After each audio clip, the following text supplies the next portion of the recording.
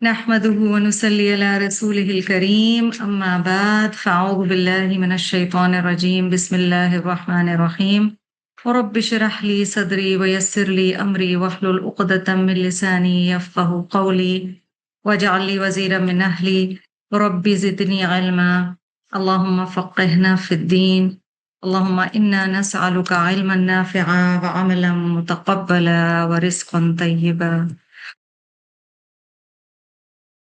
یہ جو مہینہ الحمدللہ ہمارے سامنے ہے، یہ کس چیز کا مہینہ ہے؟ اگر میں آپ سے پوچھوں یا آپ مجھ سے پوچھیں کہ ایک ایک لفظ میں جواب دیں کہ ہم رمضان کو کیا کہیں گے، یہ کس چیز کا مہینہ ہے؟ نغمہ؟ جی فرح، سب سے پہلے تو یہ قرآن پاک کا مہینہ ہے بالکل نازل. جی. جی سیما؟ رحمتوں اور برکتوں کا مہینہ. کیا خاص رحمت اور کیا خاص برکت؟ سب سے زیادہ بڑی تو یہ شیطان بند ہو جاتا ہے تو you are more vigilant with your دعا پریئرز، ہر چیز میں آپ کی بہت کانسنٹریشن بہت اچھی ہوتی ہے. جو سیما کہہ رہی ہیں شیطان بند ہو جاتا ہے، اس کے ساتھ انہوں نے یہ بھی کہا ہماری ویجیلنس زیادہ.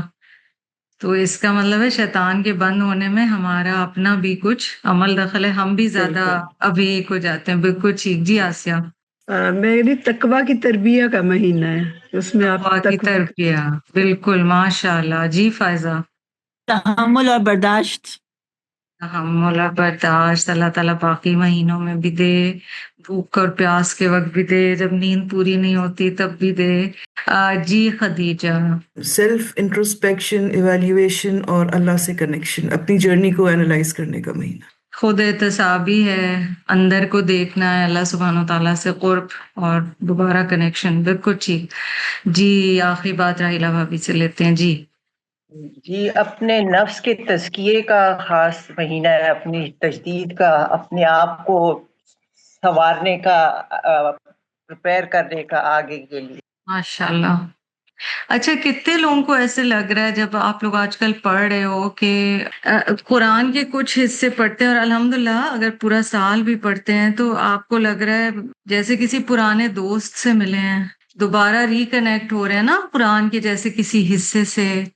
تو کتنی خوبصورت بات ہے. میں بالکل آپ کو سمجھے ایک ٹریلر دوں گی کسی نہ کسی ایسی پرسنالٹی کا جو کہ قرآن سے کوئی بہت گہرا تعلق رکھتے تھے. نبی اکرم صلی اللہ علیہ وسلم کے دور میں قرآن ہم تک پہنچا کیسے اور اس میں کن لوگوں کا عمل دخل تھا. زید ابن ثابت رضی اللہ عنہ.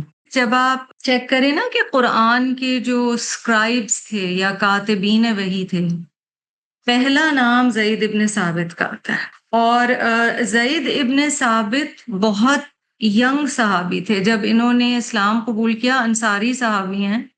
He was very young and his desire was to ان کا بہت دل تھا جنگوں میں شامل ہونے کا.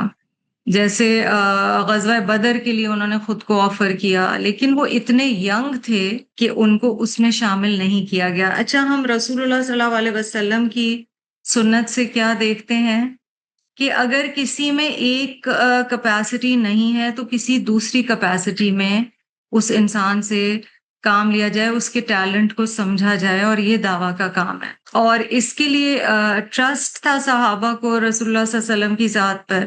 زید ابن ثابت was what you can call a child prodigy.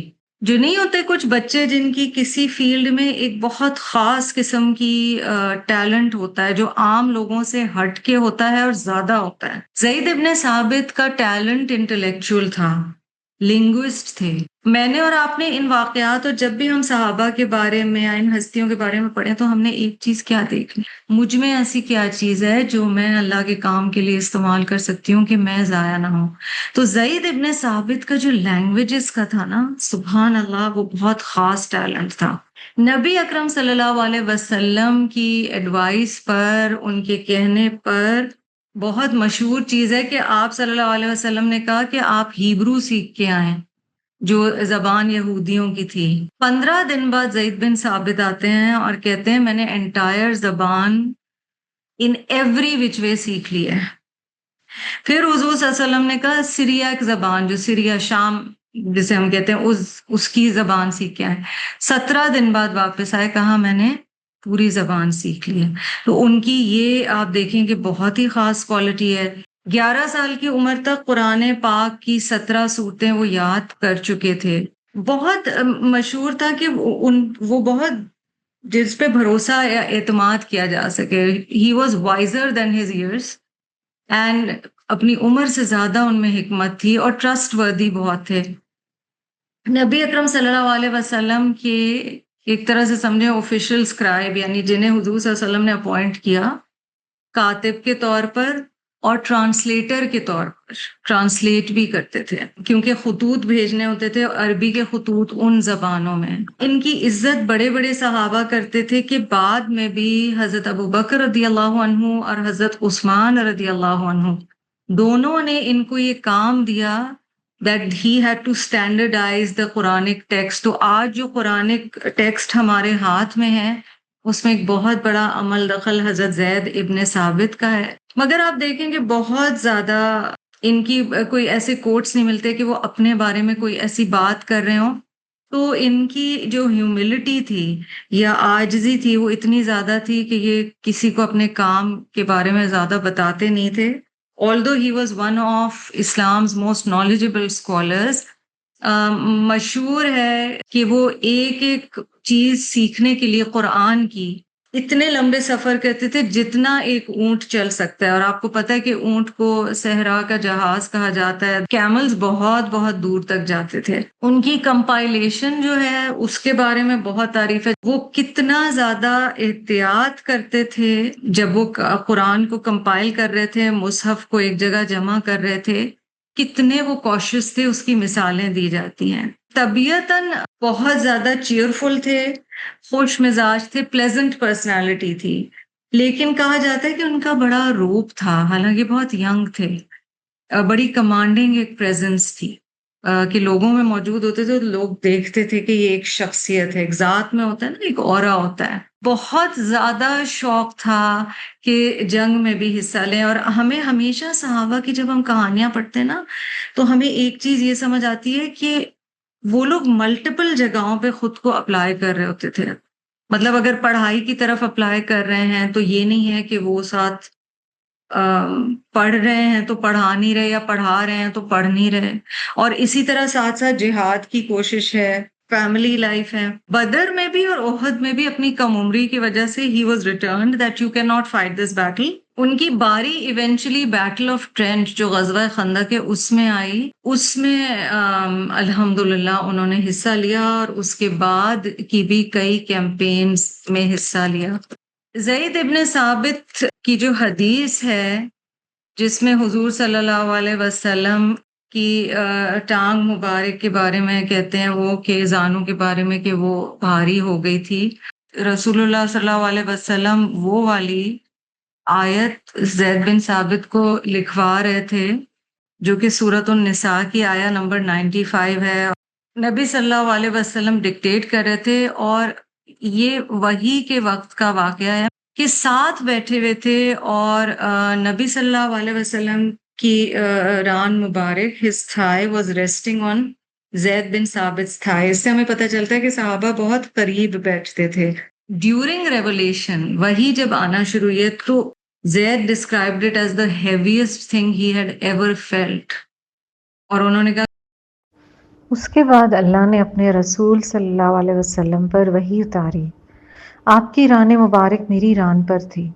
شدت وحی کی وجہ سے اس کا مجھ پر اتنا بوجھ پڑا کہ مجھے اپنی ران کے کرش ہو جانے کا اندیشہ ہوا.